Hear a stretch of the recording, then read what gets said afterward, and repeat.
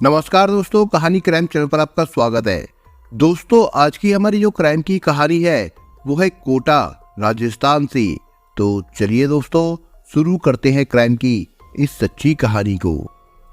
तकरीबन 26-27 साल की उस युवती ने अपना नाम प्रियंका बताया। हल्का सा घूंघट होने के बावजूद उसका आंसुओं से भीगा चेहरा साफ नजर आ रहा था। उसका रंग गेहुआ था, बड़ी बड़ी आंखें और नाक घूंघट की ओट से साफ नजर आ रही थी। थाना प्रभारी बदन सिंह के सामने आते ही वो फफक पड़ी। साहब, मेरा तो सुहाग ही उजड़ गया, बच्चों को भी अनाथ कर गया। फिर चेहरा हाथों में छिपाकर रोने लगी। साहब, एक तो मेरा मर्द मुझे बेसहारा छोड़ गया, अब घर परिवार वाले कह रहे हैं कि उसकी हत्या की गई है। कोई क्यों करेगा उसकी हत्या? हमारा तो किसी से बैर भी नहीं था। इतना कहते कहते उसने हिचकियां लेनी शुरू कर दी। थाना प्रभारी बदन सिंह ने उसे शांत रहने का संकेत करते हुए कहा, आप रोए नहीं, हम हकीकत का खुलासा करके रहेंगे। आप पूरी बात को सिलसिलेवार बताइए ताकि हमें अपराधी को गिरफ्तार करने में मदद मिल सके। कुछ पलों के लिए गला भर आने के कारण प्रियंका चुप हो गई। फिर उसने कहना शुरू किया, सच्ची बात तो ये है कि साहब, हमारा मर्द कुछ दिनों से पैसों की देनदारी और तगादों से परेशान था। उधारी चुकाने की कोई सूरत कहीं से नजर नहीं आ रही थी।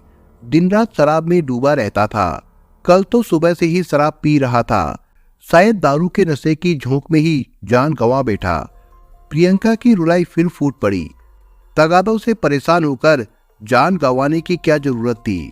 थाना प्रभारी बदन सिंह ने उसे ढांढस बनाते हुए पूछा, आपको किसी पर शक है? मेरा मतलब है जिसके तकादे से परेशान होकर उसकी जान गई है या फिर उसकी हत्या की गई है? हत्या की बात कौन कह रहा है साहब? प्रियंका ने प्रतिवाद करते हुए कहा। तभी वहां खड़े कुछ लोगों में से एक युवक बोल पड़ा, हम कहते हैं साहब। इसके साथ ही वो शख्स बुरी तरह उबल पड़ा, हमें तो इस कुलक्षणी पर पहले से ही शक है। इसने ही मरवाया है अपने पति को। ये मामला हत्या का है। इससे पहले कि थाना प्रभारी बदन सिंह उस युवक को तवज्जो देते, प्रियंका चिल्ला पड़ी, नहीं, ये झूठ है। हमसे दुश्मनी निकालने के लिए ये झूठे इल्जाम लगा रहा है। थाना प्रभारी बदन सिंह ने युवक की तरफ देखा। कौन हो तुम? तुम कैसे कह सकते हो कि इसकी हत्या हुई है और इसके पीछे प्रियंका का हाथ है? मेरा नाम रामदीन है साहब। रिश्तों में मृतक बुद्धि प्रकाश मेरा चचेरा भाई था। उसके चेहरे की तमतमाहट कम नहीं हुई थी। वो बुरी तरह फट पड़ा। साहब, बुद्धि प्रकाश का किसी से कोई लेना देना नहीं था। फिर तकादे की बात कहां से आ गई? मेरा भाई मजबूत दिल गुर्दे वाला आदमी था, कायर नहीं था। वो ऐसा नहीं कर सकता। जरूर उसकी हत्या हुई है। तो इसमें प्रियंका कहां से आ गई? थाना प्रभारी बदन सिंह ने सवाल पूछा। आप पूरी जांच कर लो साहब, दूध का दूध और पानी का पानी हो जाएगा। वहीं मौजूद परिजनों और बस्ती के लोगों ने एक स्वर में कहा, साहब, घर में प्रियंका के अलावा और कौन रहता है? बुद्धि प्रकाश से जिंदगी में कभी शराब नहीं पी, लेकिन पिछले 2 सालों से तो जैसे दारू में डुबकी मार रहा था। मगर उसने ऐसा कदम क्यों उठाया, ये तो हमारी समझ से बाहर है। इस बीच पड़ोस के कुछ लोग भी बोल पड़े। पति पत्नी के संबंध भी अच्छे नहीं थे। दिन रात झगड़ों की आवाजें सुनाई देती थी। पड़ोस के नाते हमने प्रियंका से पूछा भी, लेकिन इसने मुंह बिचका दिया। कहती थी नशेड़ी को ना घर की चिंता होती है और ना ही घरवाली की। दारू पीकर खेत खलियान में पड़ा रहेगा तो घर में झगड़े ही होंगे। थाना प्रभारी बदन सिंह ने गहरी नजरों से मृतक के परिजनों और पड़ोसियों की तरफ देखा और फिर कहा, दिन रात दारू में डुबकी मारने की नौबत तो तब आती है जब कोई गहरे तनाव में हो। पति पत्नी के बीच रोज की खटपट भी इसकी वजह हो सकती है, लेकिन ऐसा करना बहुत बड़ा कदम होता है। लेकिन इस सवाल पर परिजनों की खामोशी ने रहस्य का कुहासा और गहरा कर दिया। थाना प्रभारी बदन सिंह के दिमाग में एक सवाल हथौड़े की तरह टकरा रहा था। आखिर मृतक की पत्नी प्रियंका क्यों इस बात पर अड़ी हुई है कि ये मामला हत्या का नहीं है? उन्होंने थोड़े सख्त स्वर में प्रियंका से पूछा, तुम्हें कब और कैसे पता चला कि तुम्हारे पति की मौत हो गई है? प्रियंका की रुलाई फिर से फूट पड़ी। साहब, हम तो रोज की तरह तड़के दिशा मैदान के लिए चले गए थे। तब भी हमारा मर्द ऐसे ही सो रहा था। लौट कर आए तब भी ऐसा ही सोता मिला। हमें बड़ा अटपटा लगा। ऐसा तो पहले कभी नहीं हुआ। हमने हिलाया डुलाया लेकिन कोई हरकत नहीं हुई। दिल की धड़कनें भी गायब थी। हमारा दिल धक से रह गया। लगा जरूर कुछ तो गड़बड़ है। हमने फौरन पड़ोसियों को पुकार लगाई। बुद्धि प्रकाश घर के बाहर बरामदे में तख्त पर मृत पड़ा था। थाना प्रभारी बदन सिंह शव का मुआयना करने लगे। वो कुछ अनुमान लगा पाते तब तक सीओ विजय शंकर शर्मा वहां पहुंच गए। उन्होंने शव का निरीक्षण किया तो उनके चेहरे पर भी हैरानी के भाव आ गए। गले पर पड़े निशानों ने कौतूहल सा जगा दिया था। चेहरे पर ऐंठन और गले के निशान बहुत कुछ कह रहे थे।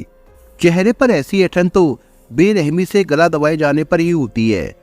स्वाभाविक सवाल था कि क्या किसी ने बुद्धि प्रकाश का गला दबाने की कोशिश की थी। मामला पूरी तरह से संदिग्ध लग रहा था। काले निशान भी रस्सी से गला दबाए जाने पर होते हैं। उन्होंने आसपास नजर दौड़ाई, ऐसी कोई रस्सी नजर नहीं आई। फॉरेंसिक टीम को बुलाना अब जरूरी हो गया था। छानबीन और मौके से सबूत जुटाने के लिए क्राइम इन्वेस्टिगेशन टीम के साथ फॉरेंसिक टीम भी पहुंच गई थी। फॉरेंसिक टीम की जांच में चौंकाने वाले रहस्य उजागर हुए। बुद्धि प्रकाश के गले के दोनों ओर तथा पीछे की तरफ काले निशान बने हुए थे। लगता था कि रस्सी से गले को पूरी ताकत से कसा गया था। इसके अलावा चोट का कोई और निशान शरीर पर कहीं नहीं पाया गया। लेकिन स्थितियां पूरी तरह संदेहपूर्ण थी।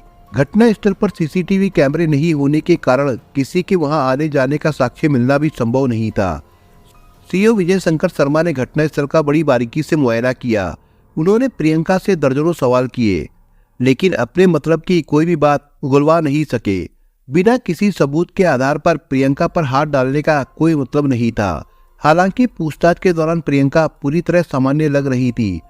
उसके चेहरे पर भय या घबराहट की कोई रेखा तक नहीं थी, लेकिन उसके जवाब अटपटे थे। मृतक करवट की स्थिति में था, जबकि प्रियंका का कहना था कि उसने दिशा मैदान से लौटकर उसे हिलाया डुलाया था। दिल की धड़कन टटोलने के लिए शरीर को पीठ के बल कर दिया था। लेकिन प्रियंका और पड़ोसियों के बयानों में कोई तालमेल नहीं था।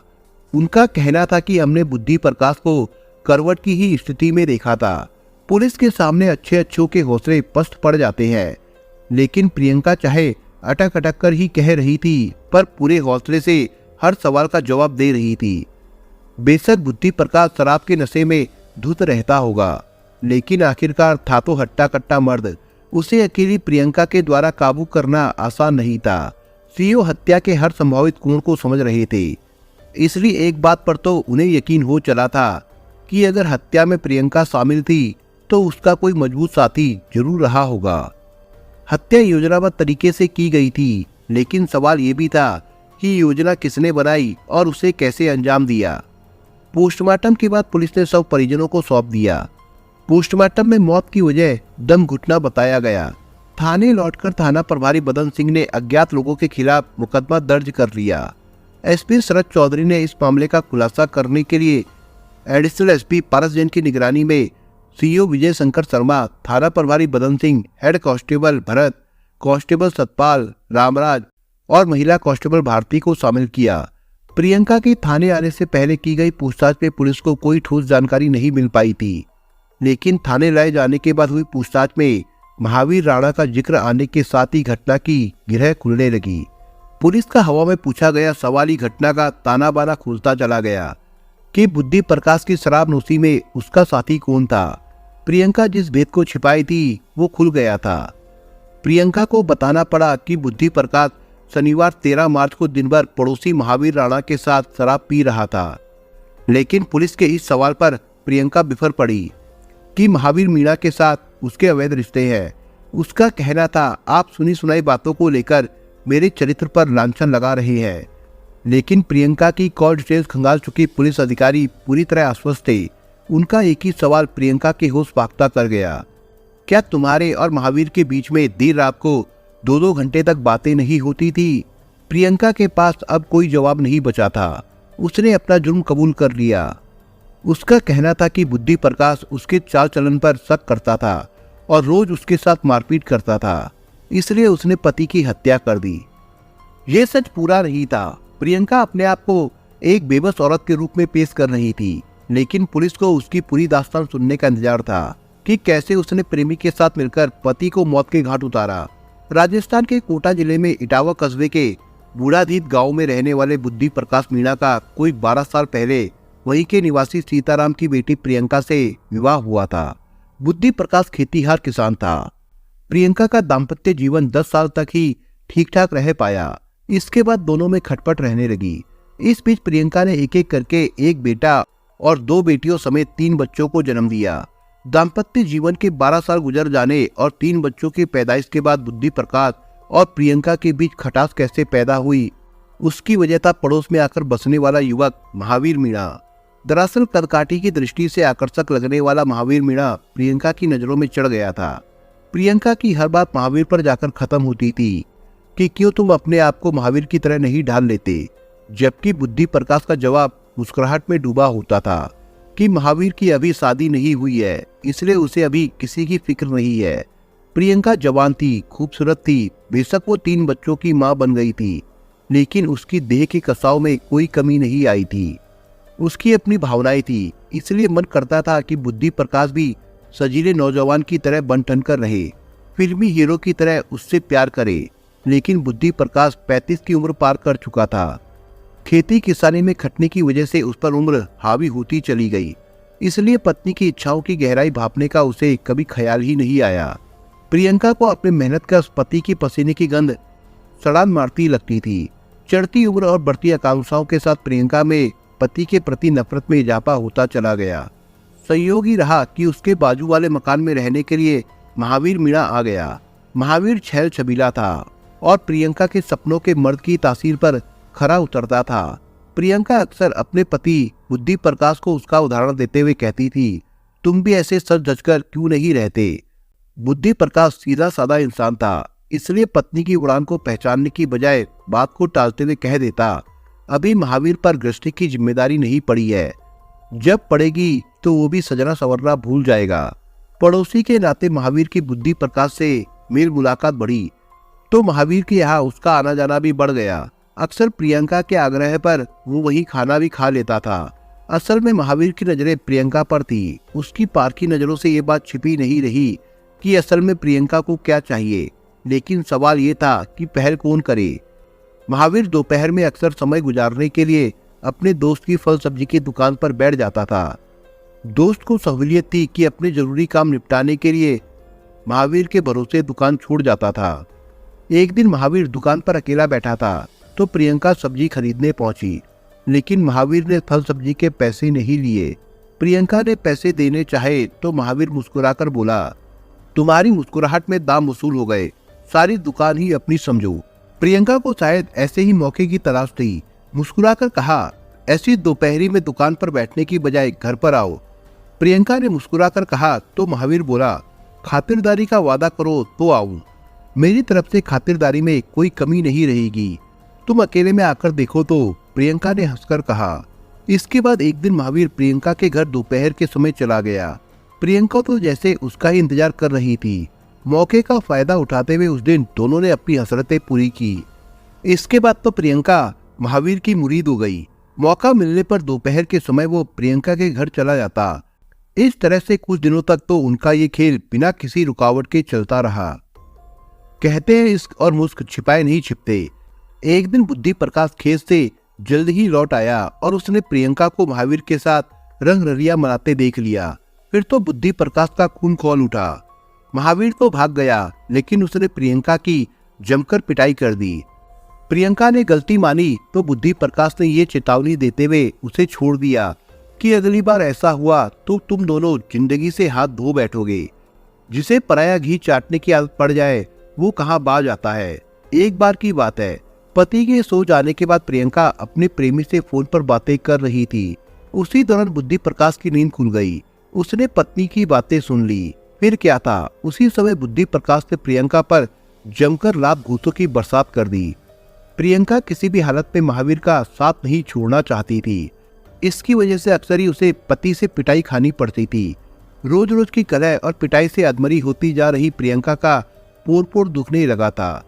प्रियंका का सबसे ज्यादा आक्रोश तो इस बात को लेकर था कि बुद्धि प्रकाश जमकर शराब पीने लगा था और नशे में धुत होकर उसे गंदी गंदी गालियां दिया करता था।